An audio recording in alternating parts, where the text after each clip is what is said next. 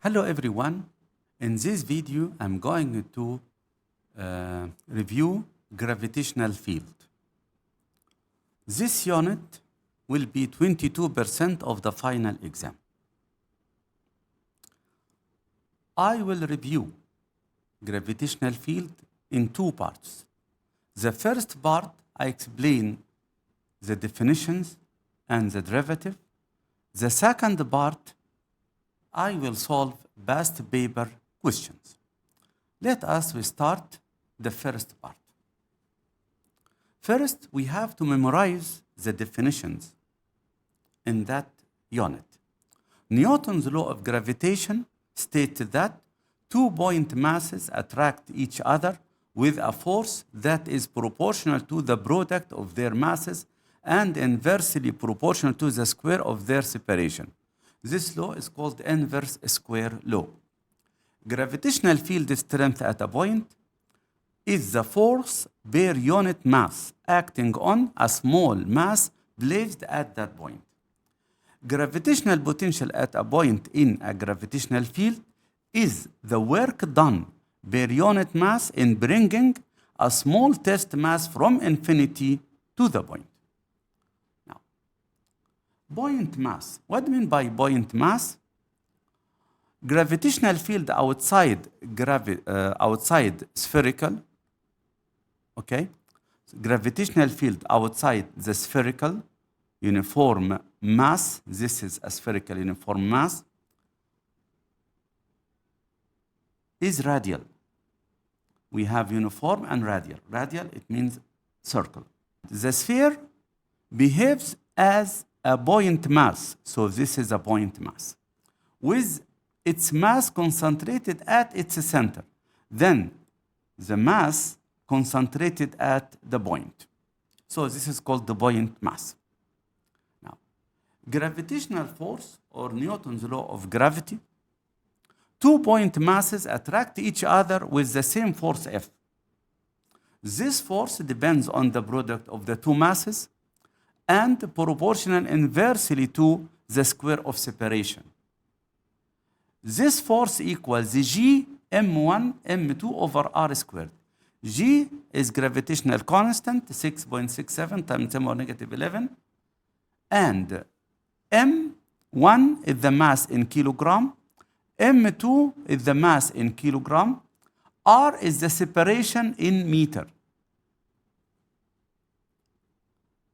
Gravitational field strength, G, it is the force per unit mass, or equals Gm over r squared. This question is important in the syllabus. Use Newton's law of gravitation to show that the gravitational field strength G at distance r, so we need to deduce that G at the point A, we put the test mass m small, the distance is r from m capital, is given by Gm capital M small over r squared. Now we need to deduce this formula. First of all, F from Newton's law of gravitation equals G m, m1 is m, m2 is m, small, over the separation squared. But from the definition, G, gravitational field strength, is the force per unit mass. Then substitute from the first relation. So Gm over r squared over m. Now shift r squared down because it's a division. Then we will get Gm small over r squared m. We cancel m small with m small. Then the formula of G is Gm capital over r squared. Then the gravitational field strength at the point A does not depend on the test mass m, it depends on the mass m. M is attracts, m small. So this is the gravitational field strength G. Next, gravitational potential denoted by phi. The gravitational potential at infinity is 0. Imagine this is a mass m. So at infinity, the gravitational potential equals 0. But because the gravitational is always attraction, then if we have a test mass at infinity, it will be attracted to m. Then the gravitational potential decreases from 0. For that reason, we have negative sign. So the test mass moves from infinity, so its potential decreases, so it will be negative. Now the relation, graphical relation between phi and r is very important. From this relation, phi proportional to negative 1 over r. Because the negative, when r increases, phi also increases. So when r increases,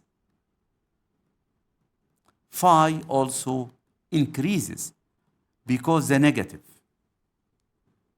Now, next, gravitational potential energy. The gravitational potential is the work done per unit mass. For an object of mass m, then the gravitational potential energy of the object will be m times as large as for an object of unit mass. Then it's m multiplied by phi, so the gravitational potential energy equals negative gmm over r. Geostationary satellites. Geostationary satellites are in equatorial orbit with the same period of rotation as the Earth. So the time period of geostationary satellites is 24 hours. To convert to 2 seconds, 24 multiply 60 multiply 60. So 24 hours, it means 8.64 multiply 10 to the power 4 seconds. And satellites move in the same direction as the Earth, from west to east. So they are always above the same point on the equator. Now, this question is important in the syllabus. Derive the speed of satellite orbiting the Earth, v equals gm over square root of gm over r. Now, let this is the Earth, denoted by m, and this is satellite, denoted by m small, and the distance from satellite to the center of the Earth denoted by r. From Newton's law of gravitation, F equals g mm over r squared. But that force provides satellite to move around the Earth. So this force is the centripetal force. So the centripetal force, this is the gravitational force. It is the same as centripetal force. It's m v squared over r. Then we equate them. So g m capital M small over r squared equals m v squared over r. Simplify. We cancel m with m. Multiply both sides by r to cancel r. Then we will get v squared equals g m, cancel 1 squared with r, so gm over r.